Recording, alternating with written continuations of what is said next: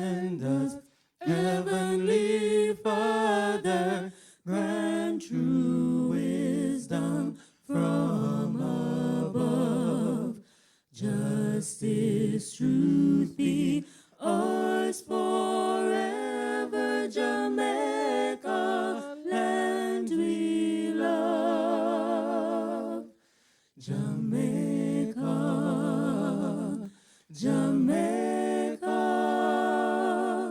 Jamaica, land we love.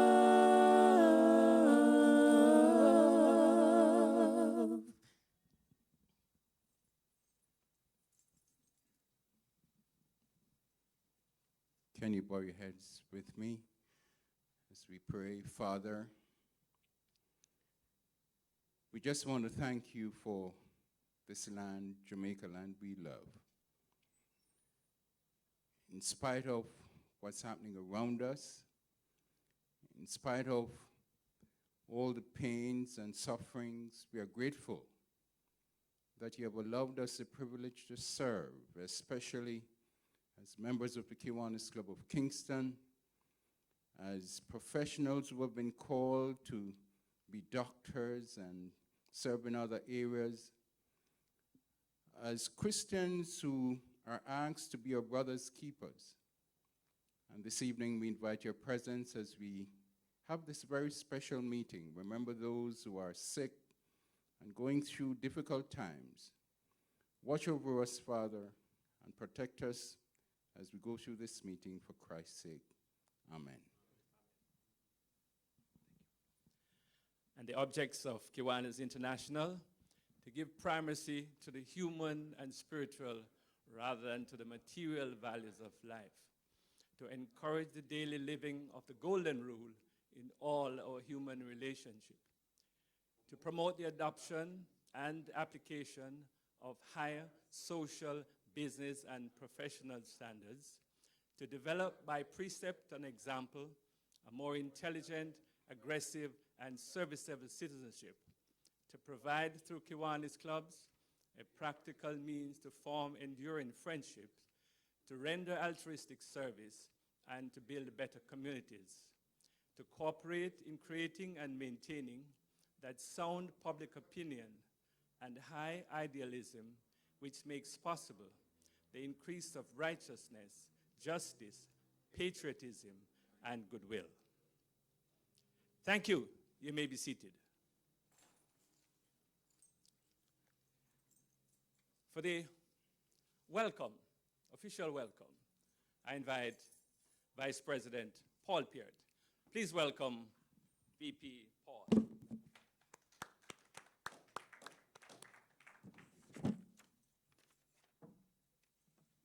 you very much, Mr. President. On behalf of the Kiwanis Club of Kingston and members of the Kiwanis Club of CyberConnect, I want to extend a welcome to all those of us watching online and the live streaming of this meeting.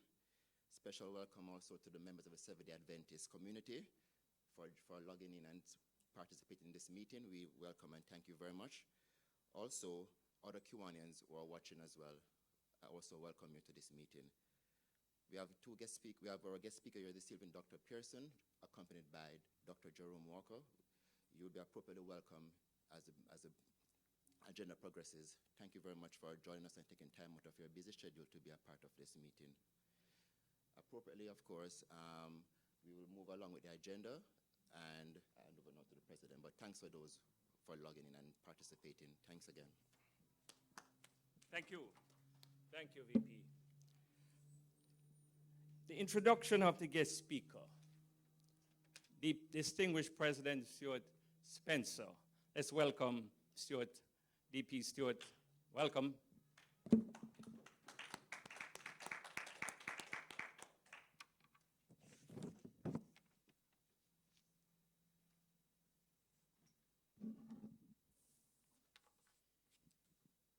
Good evening, fellow Kiwanians and guests.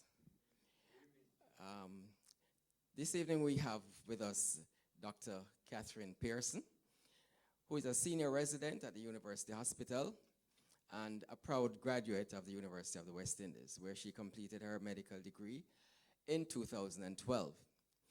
Though she has worked in several departments, she found her home in microbiology in 2014, where she has devoted the last 6 years of her career as she finds microbiology to be both riveting and relevant. She has recently completed her Doctor of Medicine and has taken a keen interest in allergy and immunology, as well as issues relating to infection, prevention, and control. While she has a passion for traveling and linguistics, her greatest love is for people, and she enjoys caring for, interacting with, and teaching people, most recently combining all her passions while doing a short course in Thailand and Southeast Asia. But not to worry, that was before coronavirus made its appearance. And with her, she did bring along Dr. Walker, who is also a clinical microbiologist. He's playing a supporting role. So I just want to let you know that at this point. So now over to Dr. Pearson.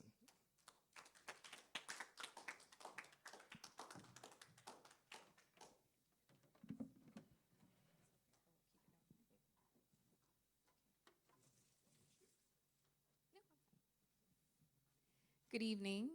Thank you so much to the Kiwanis Club of Kingston for inviting me. Microbiology is a topic that I'm very passionate about, so I'm happy to share my passion with you all. And I think something that has become very much in the social atmosphere is the coronavirus family of viruses. I know that there is a lot of interest, so I'm happy to be able to share my interest with everyone. So, as he said, I'm Dr. Catherine Pearson. I'm a clinical microbiologist, and today I will be doing basically an overview of the coronavirus family of viruses. So, I think we all recognize the beautiful queen on the left, Miss Toni Ann Singh, or Forever Queen. And on the right is the coronavirus. And what do these two things have in common, other than the fact that they're traveling the world right now? Well, both of them are actually wearing corona. And corona is Latin for crown. And so you can see these protein spikes that go around the virus, and that enables attachment to the human respiratory epithelium. So as a family of viruses, what's important to note is that it is a medium-sized virus and it's an enveloped virus. And the reason it's important that it's an enveloped virus is that the envelope is derived from whatever host cell the virus came out of, whether it's a human or a bat or a cat, and it's made up of lipids, which is fat, which means that the coronavirus is actually quite susceptible to antiseptics containing alcohol, such as ethanol, such as rubbing alcohol, and disinfectants like chlorine and bleach. That's good for us because it makes it easier for us to clean surfaces that we come into contact with. It causes a wide range of diseases in several animal kinds, from mammals to birds and reptiles, and usually the coronaviruses will start off as a zoonotic transmission, and zoonotic diseases are diseases that are spread from non-human animals to humans. It's divided into 4 different categories. There is alpha, beta, gamma, and delta, and the human coronaviruses fall into the alpha and beta subgroup.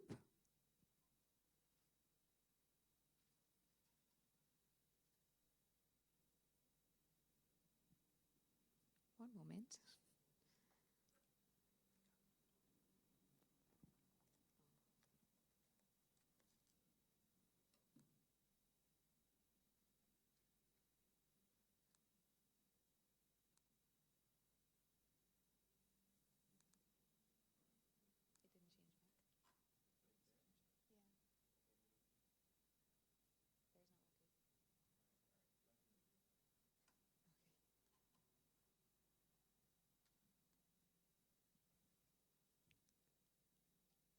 Yeah, keep going. Sorry about that.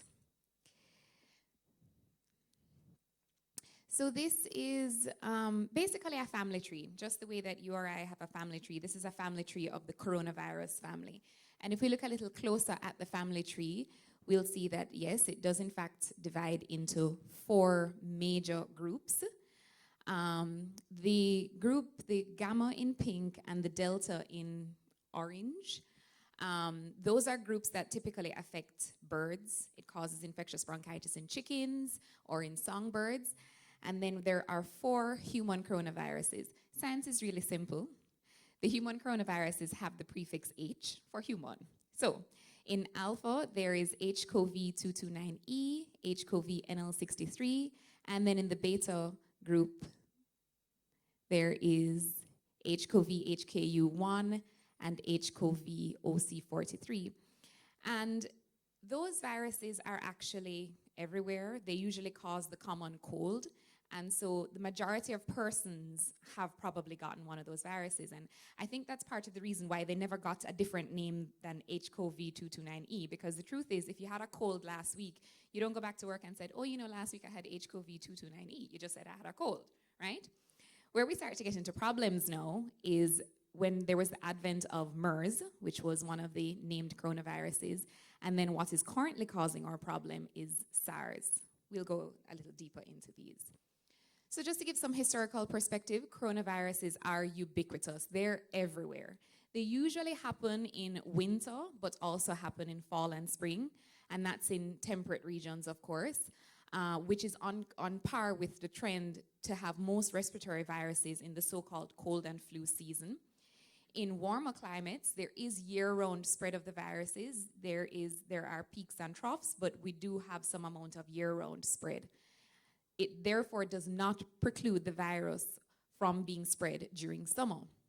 It was actually shown in the 1960s to cause common colds in adults, and it was linked to as many as 1/3 of upper respiratory tract infections in adults during winter. So SARS, that was probably the first major named one. And what happened is that in February 2003, the WHO reported that there were about 300 cases of a rapidly progressing respiratory disease with 5 deaths. The severe acute respiratory syndrome was actually named by Dr. Carlo Urbani, who was an Italian epidemiologist and microbiologist who worked with Médecins Sans Frontières, which is Doctors Without Borders, and the WHO. And his rapid response to what he was seeing has been credited with saving thousands of lives and stemming the transmission of SARS. It was originally a zoonotic transmission. So this is a civet, which is a nocturnal mammal. It's very intimately related to humans in Southeast Asia, in Asia in general, and also in parts of Africa. And they believe that the horseshoe bat, which is also a nocturnal mammal, communicated the virus to the civet, which then communicated the virus to humans. It started in the Guangdong province of China, and shortly thereafter spread throughout Asia, including Hong Kong, Taiwan, Singapore, Canada. I think we can all remember when there was the SARS outbreak and the fear that it generated, but luckily it didn't get to the stage that we are at now with this current coronavirus. The incubation period for SARS, is about 2 to 7 days, but can be as much as 10 days. And the symptoms include, it usually starts off with a prolonged prodrome. Now, a prodrome is whenever you're not quite sick yet, but you turn to your significant other or your friend and you say, I think I'm coming down with something, that is a prodrome. You know, when you kind of have that fevery, kind of achy, not so great feel, that's a prodrome.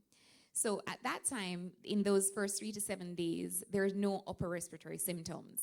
And then thereafter, there's the respiratory phase, which consists of a non-productive cough, which progresses to dyspnea, which is shortness of breath, which then typically results in the necessity for mechanical ventilation, so that's ICU care.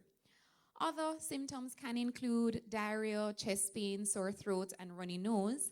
And then there are also some asymptomatic infections, although those are believed to be infrequent. That outbreak essentially ended in about summer 2003.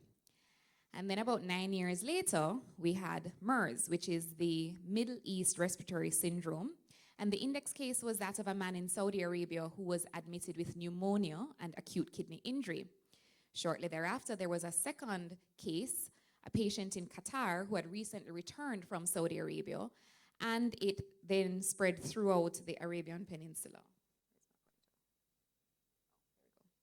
So it started in Saudi Arabia, spread throughout the Arabian Peninsula here, and then to North Africa and Europe. The origins were, as I said, it's usually zoonotic, so it was in dromedary camels this time, which, as we know, is very important in the Middle Eastern culture. And after it came from the dromedary camels, there was human-to-human transmission. Other risk factors, particularly for negative outcomes, included diabetes, heart disease, and smoking, and it was seen mostly in older men because in the Middle East, those are primarily the farmers.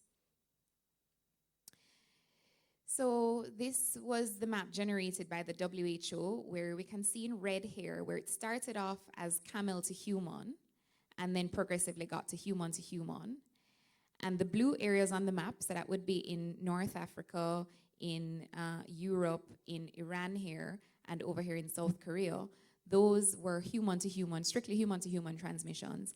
And there was transmission between the camels throughout that northern part of Africa over into Pakistan and India.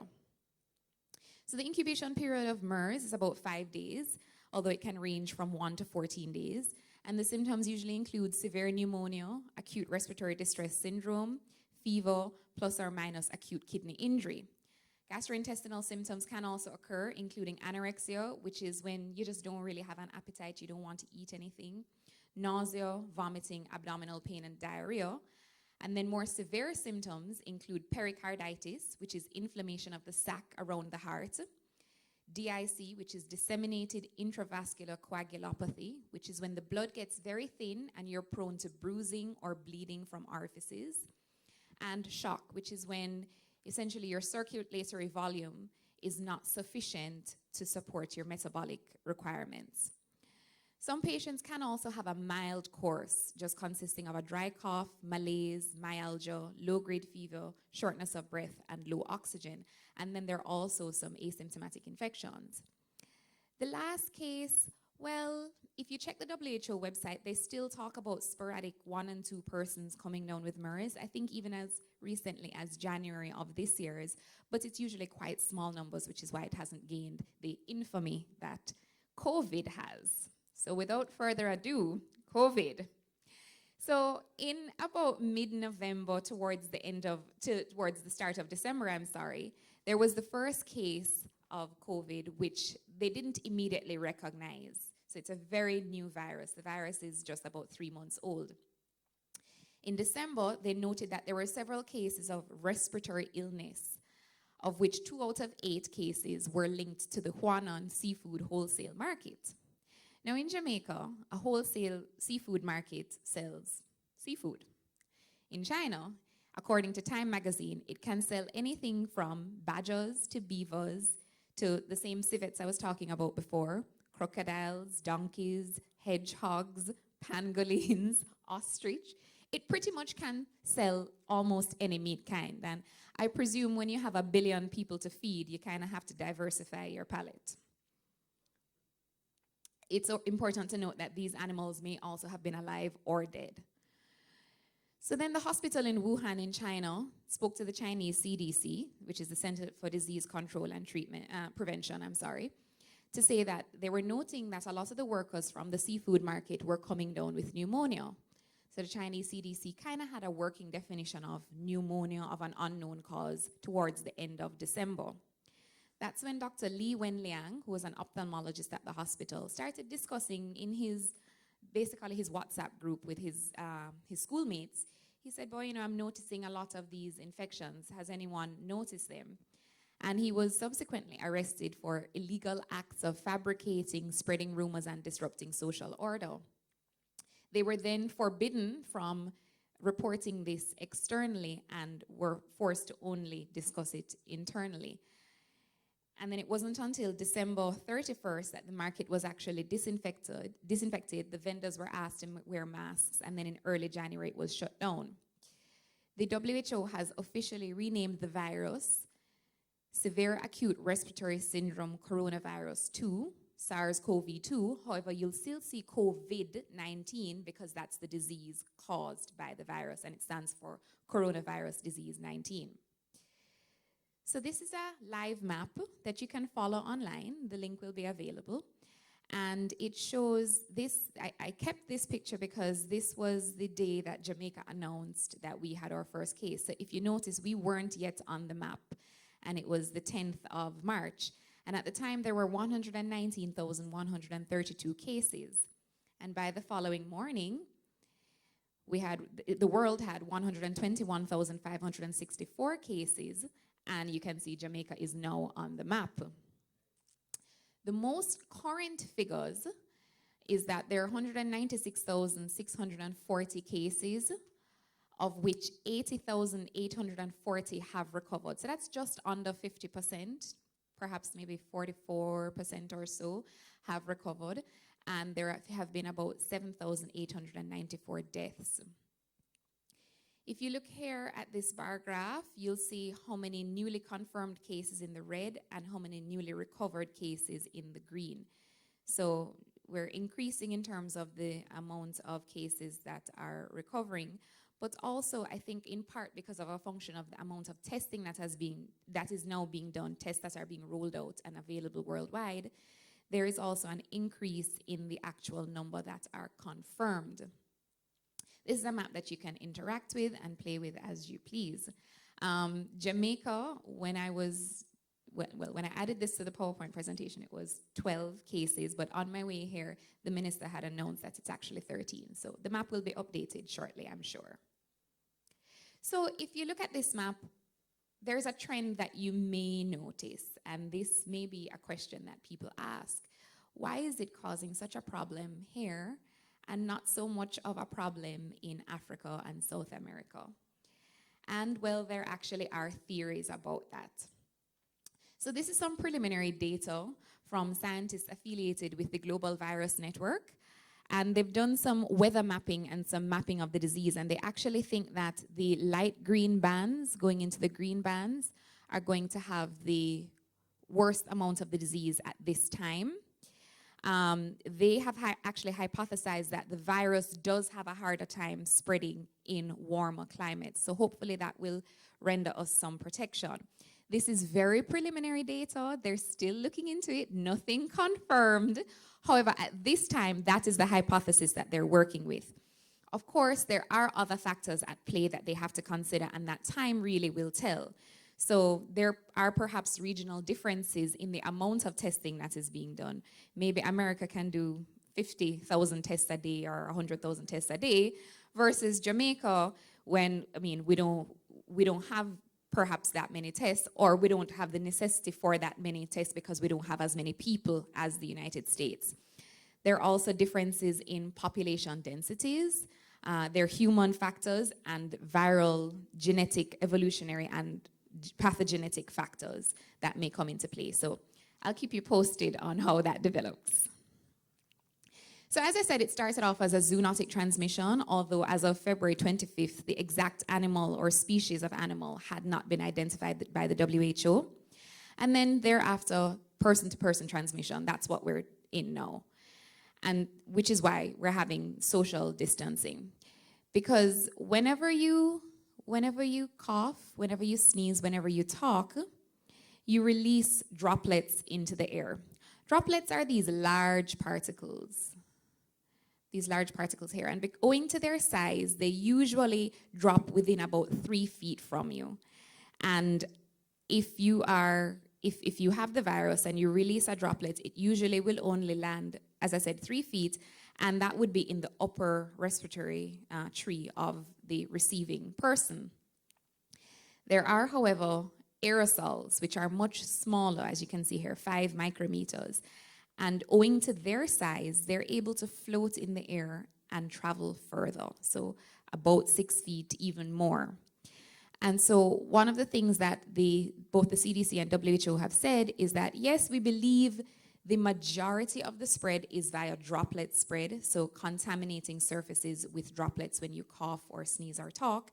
there is the potential for airborne spread, and that is particularly when there is a confined space or a procedure that causes aerosolization. So when you're in a hospital and you have a patient with a lot of secretions and you suction it, you're using force, a vacuum basically, to pull up secretions, there is the potential for aerosolization. There are other procedures that can cause aerosolization in the hospital, including, for example, in autopsies when they use the bone saw, because it has this high energy and it breaks these particles up into very, very small particles. And because you want to minimize spread, you want to also minimize your contact with men. And what does MEN stand for? Well, it stands for mouth, eyes, and nose, right? And the reason you want to minimize contact with the mouth, the eyes, and the nose is because those are the mucous membranes. Anytime you're moving along your skin is brown, and you reach a pink part, that's a mucous membrane. And so the secretions from your mucous membrane can transmit the disease, or if you have an infected particle on your hand and you now touch one of those mucous membranes, you can give yourself the disease, which is why it's important to minimize contact with the mucous membrane so that you don't infect others and so that you don't become infected. I hope none of the men out there are upset with me. If you are, you can take it up with Kiwanis Kingston. Just for a historical perspective, there was the implementation of the cordon sanitaire. That was when they shut down Wuhan on the 23rd of January, which everybody is complaining about how we mash up Carnival and all of these things, but their Chinese New Year was mashed up, and that was quite significant to them. So the rates of transmission actually vary between persons according to location and infection control interventions. You can't really control your location.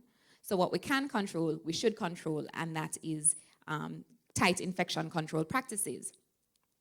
The joint WHO-China Commission report said that secondary transmission rates ranged between 1% and 5%, and that was among tens of thousands of close contacts of confirmed patients in China. However, in the United States, the symptomatic transmission rate was closer to 0.45%, but that was a much smaller scale that they were doing it on. It was only in 445 close contacts of 10 confirmed patients. So yes, it does range, but at the same time, perhaps in some ways we're comparing not oranges and oranges, but oranges and grapefruits. Might be a little different. The transmission of SARS-CoV-2 from asymptomatic individuals has been described, although it's not known to what extent, and it makes sense. If you're symptomatic, you're coughing, you're sneezing, you're releasing a lot of these droplets. If you're not symptomatic, you shouldn't be coughing and you shouldn't be sneezing, but you still talk and you still have potentially infected bodily fluids, even if you're not showing symptoms. So a person who is not coughing or sneezing can still potentially have contact with their mucous membranes and then contact with objects around them that could potentially spread the disease, which is why it's important to minimize contact with the mucous membranes. The Centers for Disease Control, and this is in the United States now, not the Chinese one, has also spoken of the possibility of spread via fomites. Fomites is a fancy word for an inanimate object that is able to transmit an infection. So important fomites include door handles, elevator buttons, cell phones, persons who have eyeglasses and they constantly fiddle with the eyeglasses. That's a potential fomite. Even this microphone, I'm talking on this microphone and I've probably released some droplets onto it. So this is a potential fomite as well. So it is important, therefore, to clean fomites as often as possible. My cell phone case, I actually, when I get home, I remove it. Mind you, I work in a lab, but when I get home, I remove it and I wash it in soap and water and I dry it off and then I put it back on my phone.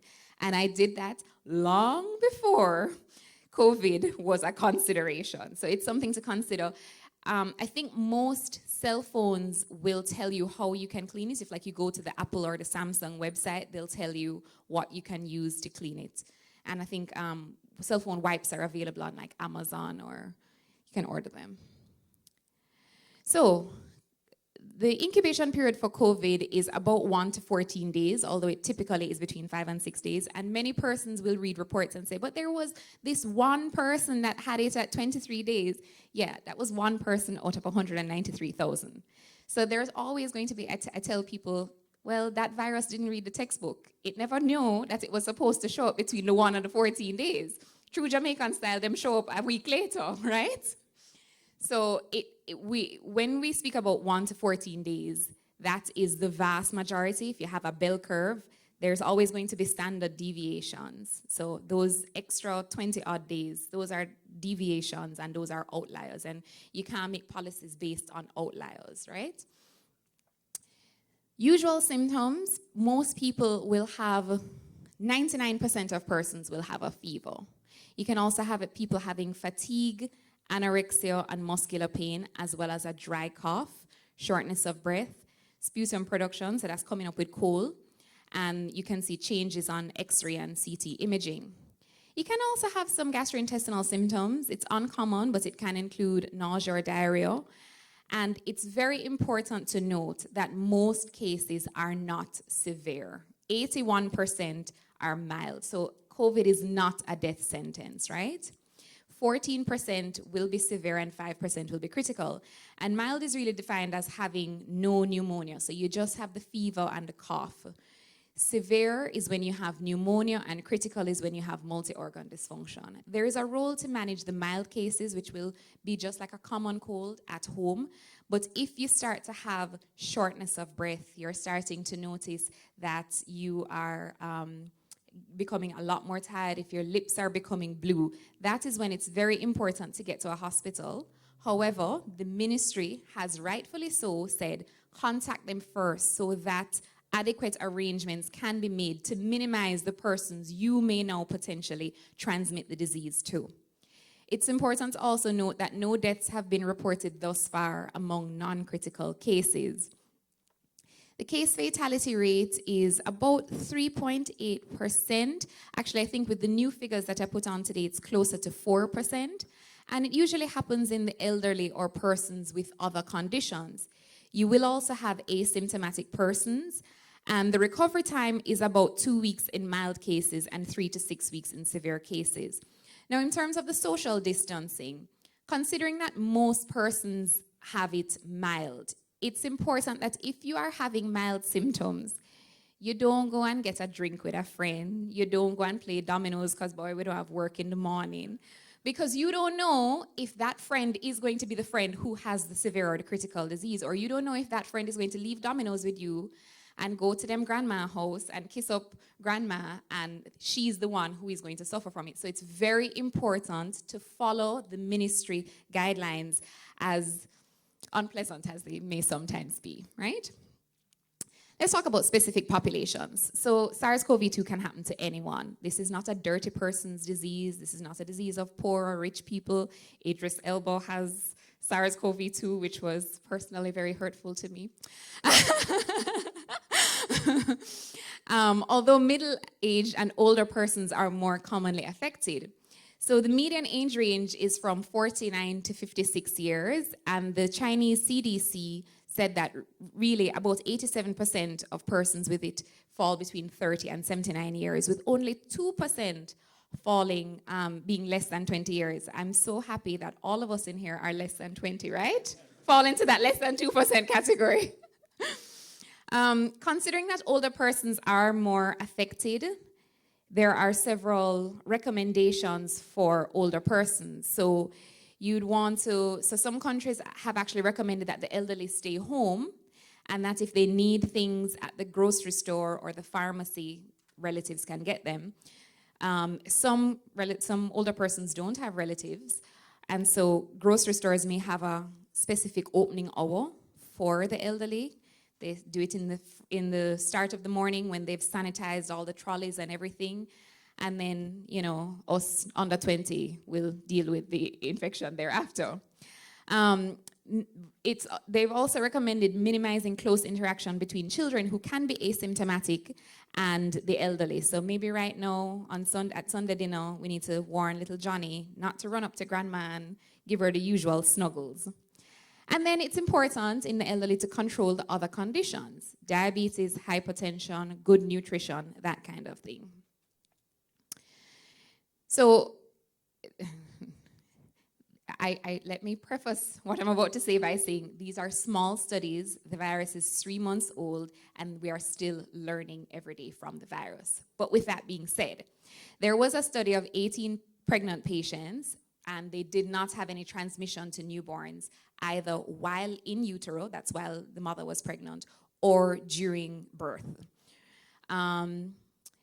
The American College of Gynecologists says that breastfeeding is of an unknown transmission risk, although they still believe that the majority are spread by droplets because it's primarily a respiratory virus. And so it's important to have hand hygiene and use a face mask while breastfeeding, because obviously it's not practical to breastfeed the baby from 6 feet away, right?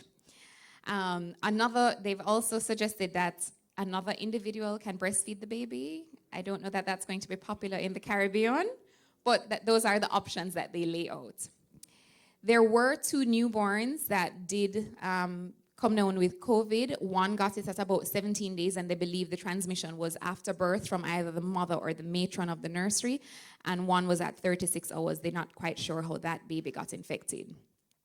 Symptomatic infection in children is uncommon, and when it does occur, it's quite mild. So there was a small study of 10 children. They all had mild infection, and 80% had fever, which resolved within 24 hours. 60% had a cough, 40% had a sore throat, and none of them required supplemental oxygen or respiratory support. There are many theories as to why it doesn't really affect children. Is it that their respiratory tree is immature, and so it doesn't quite fit the receptor that the virus needs to attach? Or is it that, well, kids are always kind of sick, and so their immune system is always kind of primed, especially considering that there are other coronaviruses going around. Their immune system is already ready for a coronavirus. Don't know, only time will tell. So let's just compare the named coronaviruses. So MERS started in Saudi Arabia, and SARS and SARS-2 both have origins in China, although I wouldn't refer to them as a Chinese virus.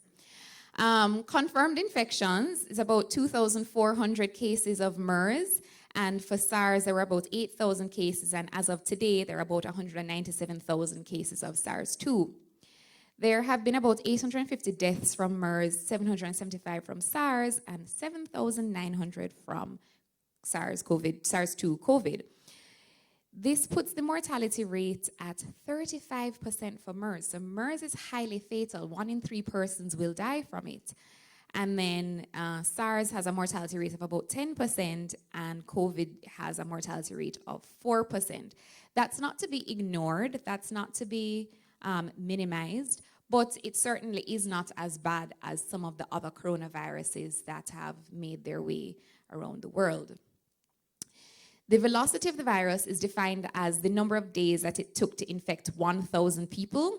And for MERS, that was 2.5 years. For SARS, it was 130 days. And for COVID, it was 48 days. So the virus is moving quite quickly. The death rate varies according to age, health, and sex. So the majority of persons that have had a negative outcome, a fatal outcome, would be in the over 80 category, and even more so in the over 60 category. There have been no fatalities in children between 0 and 9. And the majority of persons have cardiovascular conditions, diabetes, respiratory disease, or hypertension, with only a few having no premorbid condition. Negative outcome is also more popular in men than women, and so I'm glad to be the only woman in the room currently. Just to put things in perspective, the 2018 to 2019 flu season, according to the CDC, which only has United States statistics, there were about 35.5 million cases with 16.5 million hospitalizations and 34,200 deaths. Now, if you do the case fatality rate for that, it's less than 4%, but I think the aim, particularly in social distancing and in some of the measures that perhaps people are thinking are drastic, is that we don't want to get to 35.5 million cases being infected with COVID. Because at 35.5 million cases being infected with COVID at a 4% mortality rate, I don't have a calculator, but that's over 1 million people dying. That's quite a considerable figure. So the aim is to keep the amount of infections low. Management. So it's important to recognize it early, control the infection, minimize interaction between persons. And then, you know, as I said, it's not a death sentence, so usually it just requires supportive treatment, rest, fluids, self-isolation. We usually use something to abate the fever, like paracetamol. Regular Panadol is fine, it works well. And you should contact a physician for further instruction if shortness of breath or any further deterioration occurs. Contact them immediately, and they will swiftly put a plan into action to get you the help that you need. In terms of how long the self-isolation lasts, this is just a rule of thumb. Each case is taken on a case-by-case basis, but generally, they recommend self-isolation for about 72 hours after the resolution of symptoms. Now, that will be guided by local health officials, what they're seeing, what we're experiencing, and they will recommend based on an individual basis. But that's a general rule of thumb, about 72 hours after there have been no more symptoms, as long as the symptoms started more than a week ago, more than 7 days ago. And that's, of course, abatement of the symptoms without using something to reduce the fever or a cough suppressant or that kind of thing. A vaccine is way in the future, although today they actually had the first patient. I think it was 44 patients that were inoculated with something to test it. So thank you to those people who are making sacrifices for us. But I mean, who of us have even gotten our flu shots? I won't ask that question and embarrass anybody in here. But, I mean, I got my flu shot, but the vast majority of persons don't get their flu shot. So prevention is better than cure, right? The CDC recommends standard contact and airborne precautions with eye and face protection, particularly for healthcare workers. Airborne precautions is of particular importance in procedures that are going to cause aerosolization. That means if you are directing me on how to park my car downtown, you do not need a face mask. And when I come out of the car, you don't have to say, "Doc, you don't have a face mask." No, I don't have any face masks to give you to park car downtown, right? Face masks, they actually may give us a false sense of security. And the reason is, it is a foreign object. You're not used to having it on your face. What you really need is an N95 mask, which requires fitting. It's not something you just get up and go buy off a store shelf like bread, right? Once you've fitted it, it requires you to leave it there. You cannot fiddle with it. You can't readjust the nose piece. The elastic around it is very tight. You can't, well, you want to whisper to your coworker, so you move it down, or you want to take a sip of water, you want to spit out your gum. That's not how it works. Once it goes on, it's on, you do what you need to do, and then you take it off and you move on. Even at the hospital, I don't walk around in an N95 mask, right? It is if you are doing something that requires an N95 mask. What you're really doing by the constant fiddling is that you're contaminating something that you're now keeping on your face. You're making it worse. It's the same with gloves. You have people, them open the door with the gloves, they come and they touch the desk, they want to shake your hand. You're just tracking germs throughout the place. It's better if you have your bare hands and you hand wash or you hand sanitize. I'm sure by now we've all seen the videos on hand washing, so I won't go into that, but it's important that you have friction between all the surfaces of your hands. So that's the palms of your hands, the backs of your hands, the web spaces, those are the spaces between the fingers, the thumbs, the tips of your fingers, something that people often forget, and you go down to the wrist. It's a similar procedure when you do hand rub, which is with hand sanitizer that, according to the CDC in the United States, should be greater than 60% alcohol. So you want to also avoid contact with your eyes, mouth, and nose, and appropriate respiratory hygiene. None of this kind of sneezing and releasing all these droplets into the air and putting everyone else at risk. Oh, you can wear a mask if you have the infection or if you are coughing or having a lot of droplet releasing moments, coughing, sneezing, that kind of thing. Other than that, sneeze into your elbow, or better yet, catch it, bin it, kill it. This is a public health awareness from the United Kingdom. Catch it in a tissue, you dispose of the tissue, and then the most important final step is washing your hands, because surely some of the droplets have probably made their way onto your hands. Self-quarantine, wear a mask if you're ill, stay home from work, avoid contact with live or dead animals, and the spreading of rumors is counterproductive to everyone's efforts at the university hospital, the Ministry of Health. I mean, it's just, it does not help. There is a plethora of information available online. So if you get a broadcast on WhatsApp, it doesn't take too long to just look up the information before you then pass on that message. I have not stolen but borrowed this advice from the CDC, and it speaks about keeping whether your commercial establishment, school, or home safe. One of the things that I think is something that I don't know if people generally know. So it says things like disinfect surfaces, clean hands, but if you're taking public transportation, keep windows open if possible. It increases the ventilation, it increases the airflow and moves the virus potentially out. And you also want to regularly disinfect those surfaces. There's also, you want to have a limit to food sharing. That's in schools, which are of course now closed. And then there's advice available online regarding workplace and the home, including how to care for a sick relative. If you're caring for a sick relative, that's another opportunity that you may want to consider wearing a mask, because you're constantly feeding grandma or helping her or brushing her teeth, so you're exposed to her secretions. These are some resources I've found quite useful. I really like kudos to the Ministry of Health and Wellness. They have a great page. It has a tab here on coronavirus. They update it very regularly. Our government has been very open with us, so kudos to them. There's also a technical guidance on infection prevention and control issued by the WHO. This is the map that I showed before, the black and red map. And then there's the joint report, which is a long report, so that may not be for the average person. But what is also helpful is the CDC frequently asked questions page and the COVID-19 main page, which goes into symptoms, older adults, preparing your family, travel, that kind of thing. In closing, I'd like to leave you with this quote that I found online. I don't want to be presumptuous, but you can also just wash your hands, even if there's not some pandemic currently capturing your attention. It doesn't have to be a special occasion. Just wash your hands. Thank you.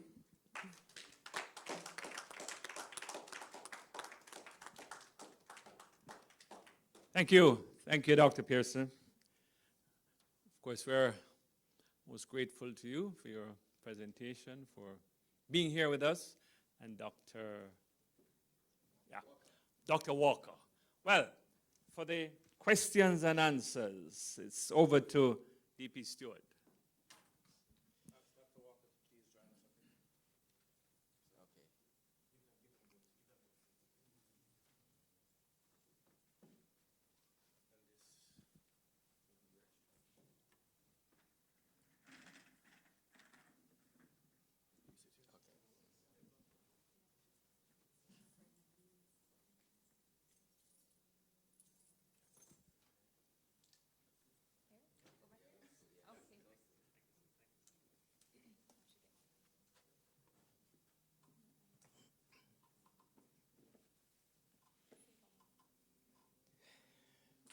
Well, Dr. Pearson, this was extremely enlightening, and I must admit that we have heard so much about the disease that I was wondering, how are you going to tell us something that we hadn't heard before? But you were very able to tell us a lot of what we had not heard before. I learned a new word, prodrome.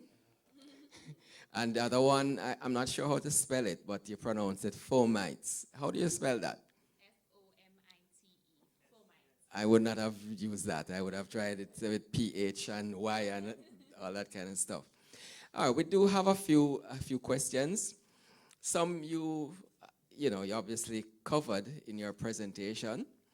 Like, for example, I had always wondered why we said eyes.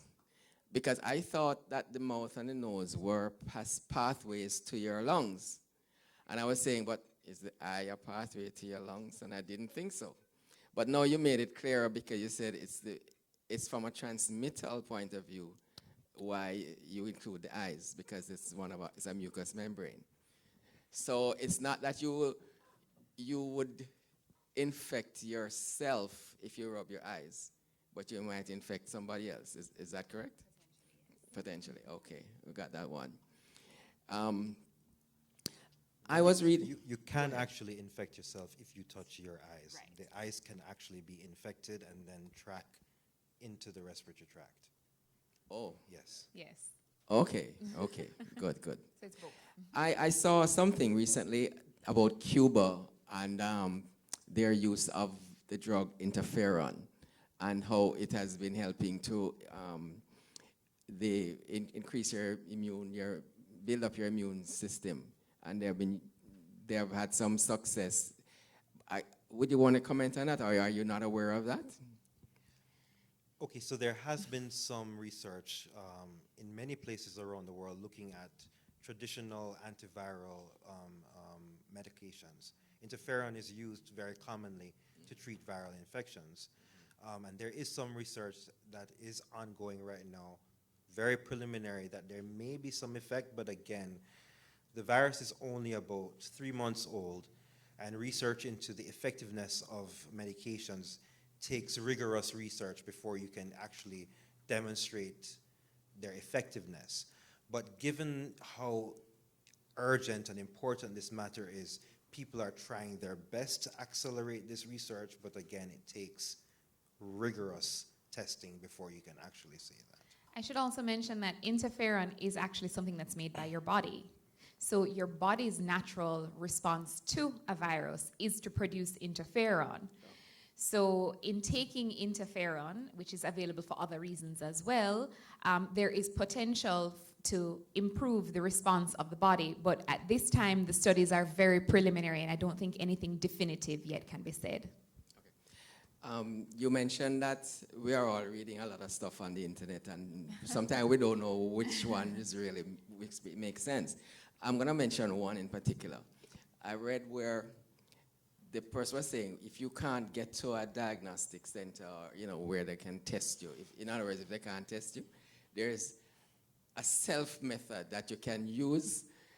That is if you don't have a better option, right? And it said you should hold your breath For 10 seconds. 10 seconds. And if you don't cough or sneeze, then you're probably okay. Now, they didn't say it as if it was a finite thing, but Right. comment on that. Well, I know a lot of smokers who must have had COVID a long time ago then.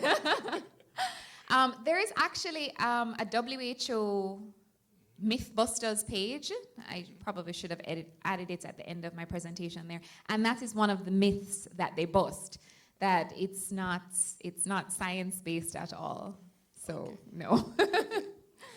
One of the things you also indicated, because I was trying to wonder why, since we have had SARS and MERS and all of these other things, why are we panicking? And also the rate at which you die is so much lower with this one.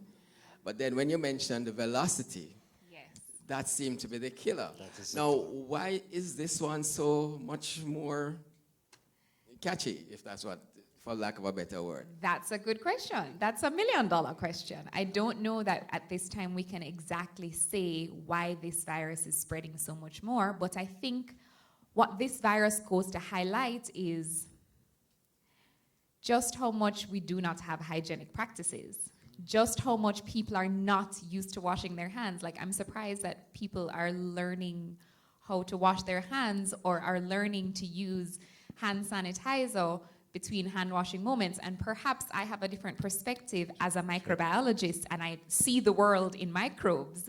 But I think that it's very indicative of where we need to get to, where this is the baseline. This is the baseline of hand washing and hand rub, and this is the baseline of hygiene that we should be attempting so that we don't have to be having the great education campaign that we're currently having. But then those habits were still in existence when there was MERS and SARS. So why would it be? Why would that be contributing greater to it now? In other words, we weren't washing our hands any more frequently in those days. So, And is certainly there are viral factors that are specific to this virus that are that is helping it to permeate the world so well. I don't know that those have been actually defined or delineated as yet, but we're fortunate that, you know, MERS and SARS didn't have that kind of velocity.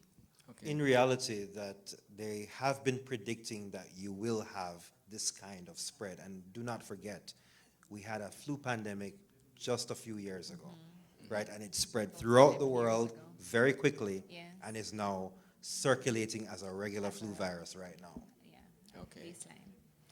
Baseline. There's a lot of talk about ventilators, especially in America. They're saying that they don't have enough ventilators.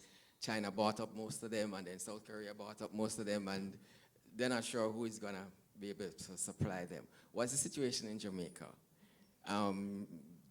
Isn't that something we are going to need? Probably more than we have in our hospital system.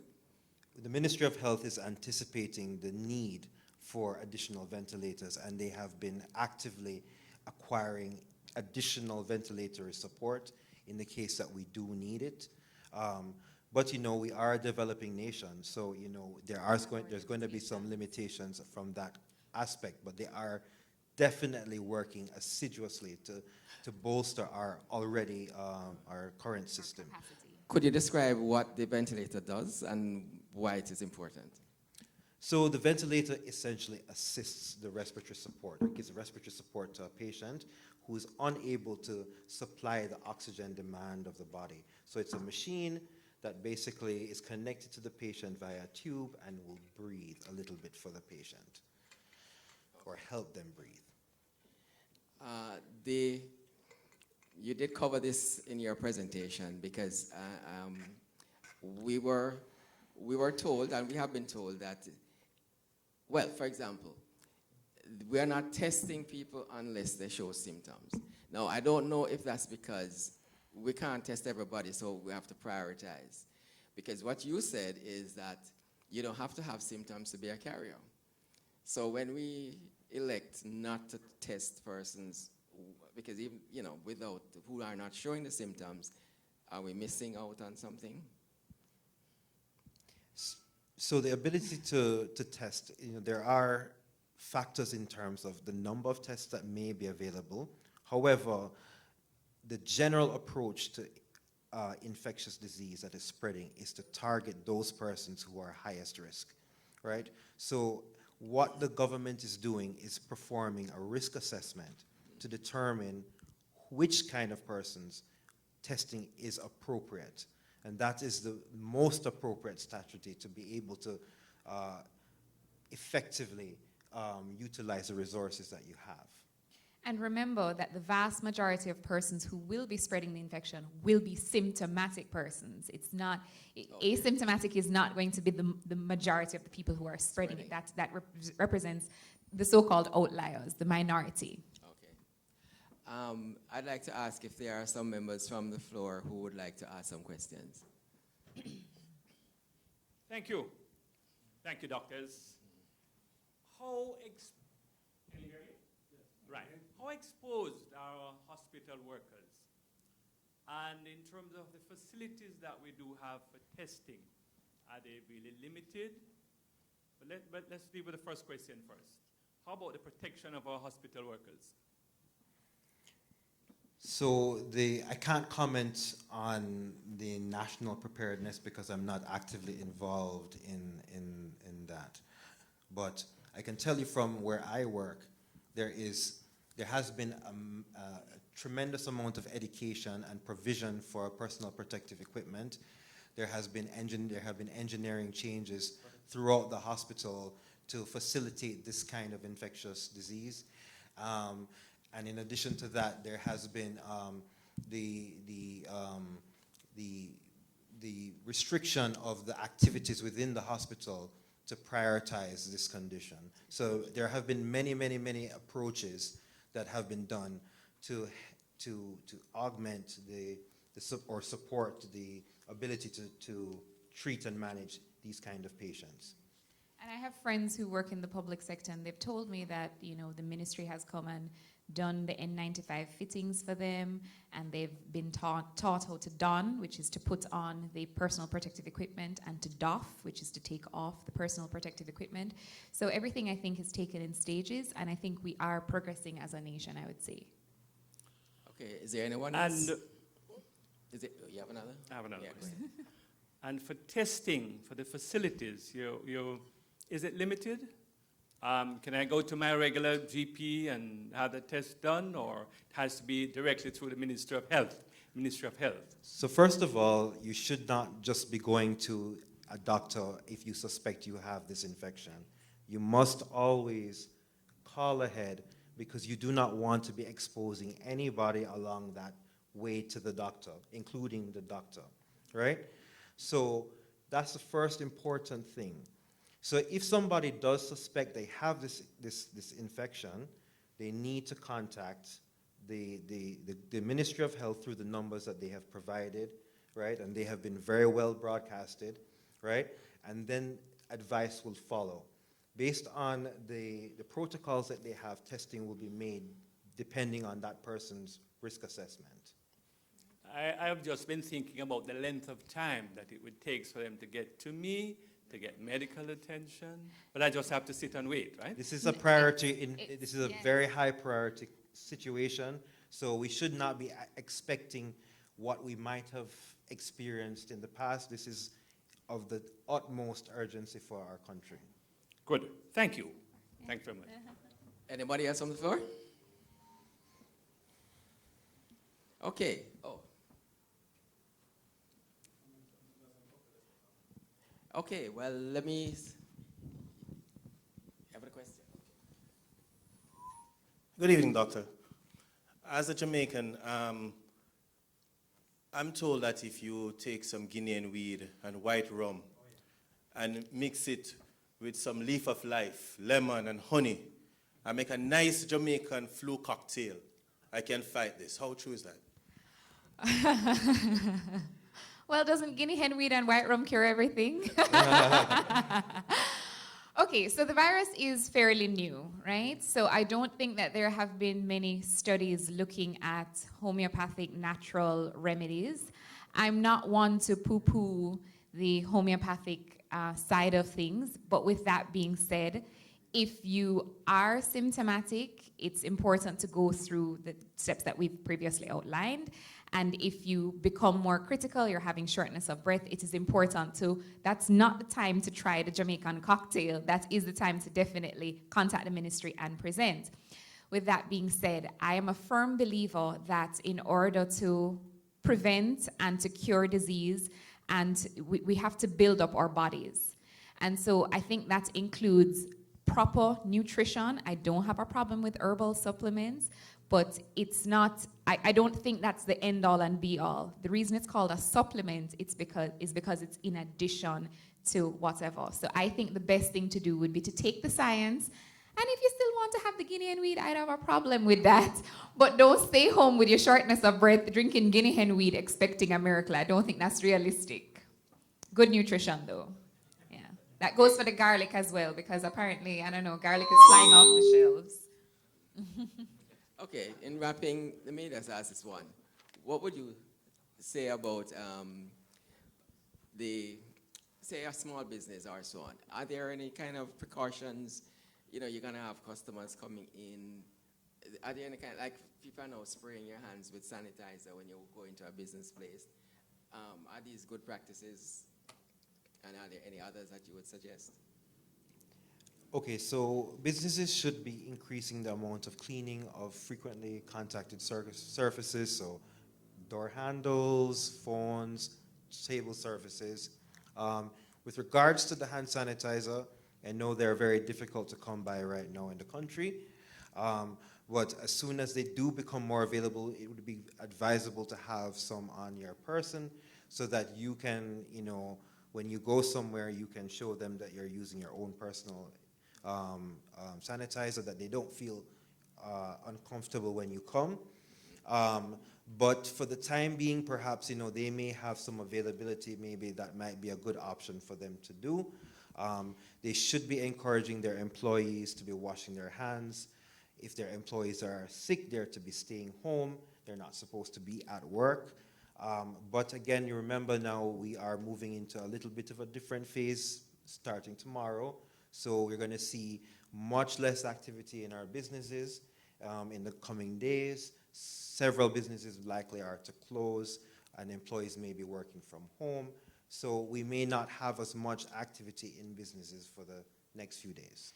And I think, just to add a little perspective to that, you know, they say people will forget what you said to them, but they'll never forget the way you made them feel. So at the end of the day, you don't want to be spraying someone with hand sanitizer as though they are walking coronavirus. I think it's most important. If there was someone that I was concerned about, I don't know that I would necessarily scorn them. What I would do is wash my hands after the interaction with them and clean the surfaces after their interaction with the surface. So I think that would be an opportunity to amp up the hygiene, but not to start scorning people. Anyone can get this disease, and it's important that we continue to band together and get through it together. Thank you very much. Okay. Fellow Kiwanis, may I ask for an extension of 10 minutes? But I have another question for doctors. You mentioned that it's not in Africa, or not, well, and in South America. Is that so? And the question is why? It is in both. So there's no country in the world that has, well, let me not say that. There's no region in the world that has been spared from coronavirus. I think even up to a couple of days ago, it ended up in Greenland, right? So it's as far north, as far south. I think it's only not in Antarctica. That's the only continent that doesn't currently have it.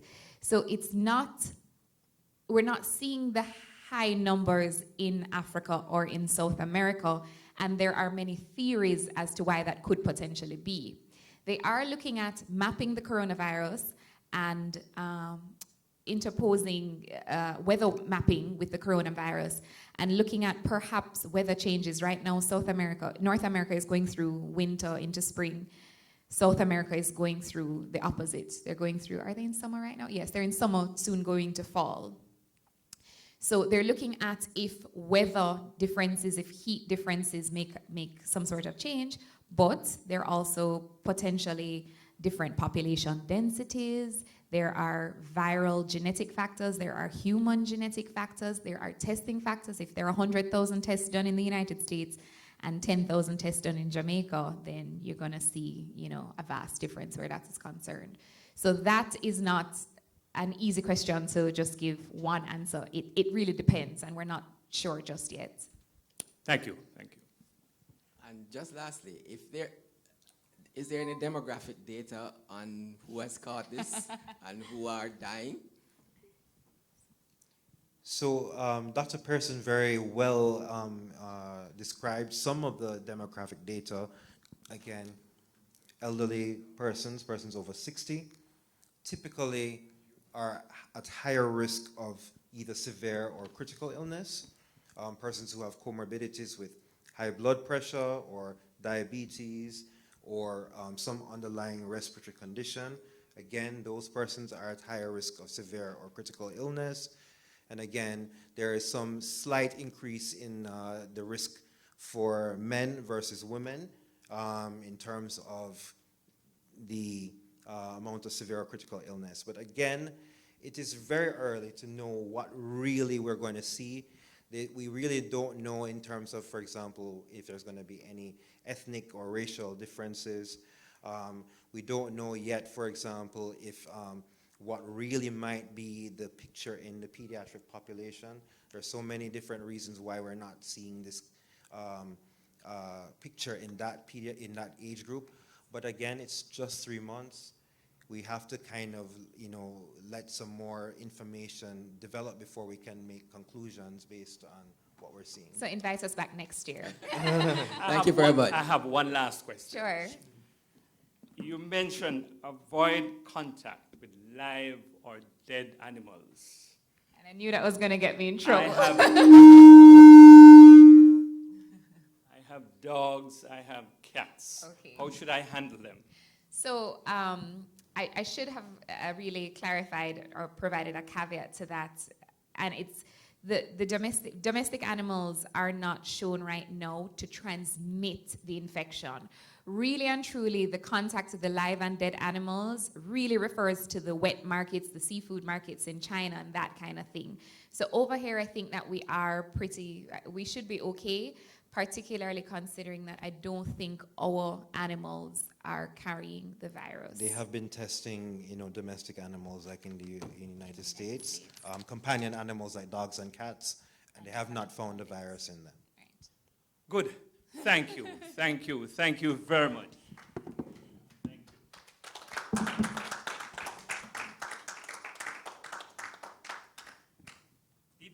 you. DP Dalmo, we're at the point of vote of thanks. Can you come forward? Let's welcome DP Dalmo.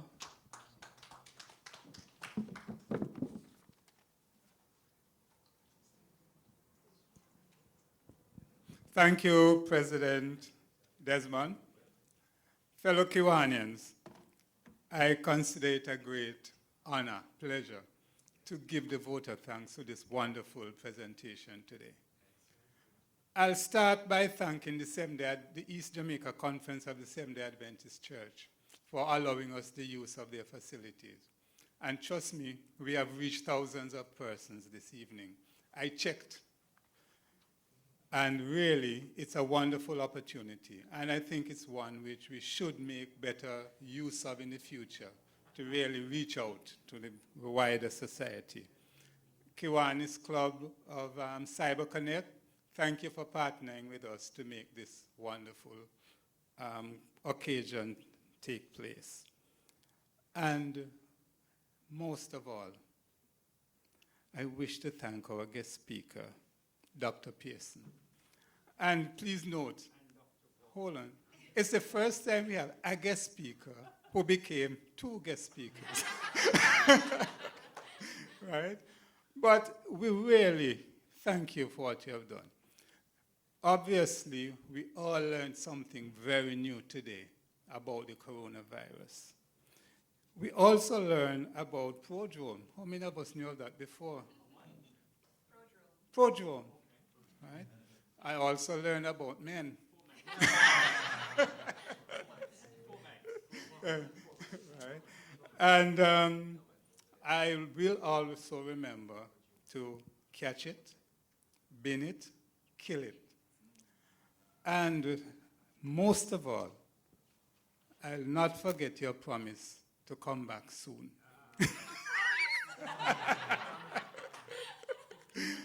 But unfortunately, I thought we had one guest speaker. Right? Right. And I am quite sure you'll find some little place on your wall to hang this. And remember, this is just a token of our appreciation for the wonderful job you did this evening. Come, Dr. Pearson.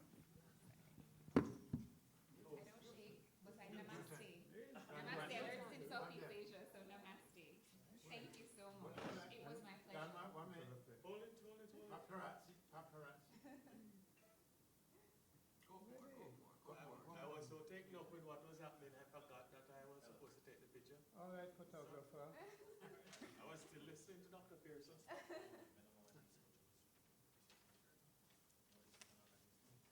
Why you have to lean so? Okay, thank you very much, Dr. Pearson. Over to you. Just one. We have to close this screen. Okay.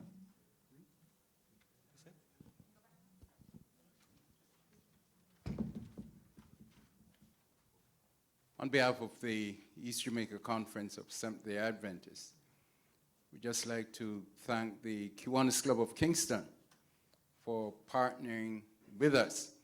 And we look forward to having Dr. back. She may not want to come back that soon, but that early, but we're looking forward. And this is an open invitation to the Kiwanis Club of Kingston to share in other ventures like this. I want to thank all those behind the scenes, Mr. French, who has been doing all the background work, technical work. Thank you so much on behalf of the East Jamaica Conference of Seventh-day Adventists. Thank you, Prez. Good to have you. Thank you, distinguished President.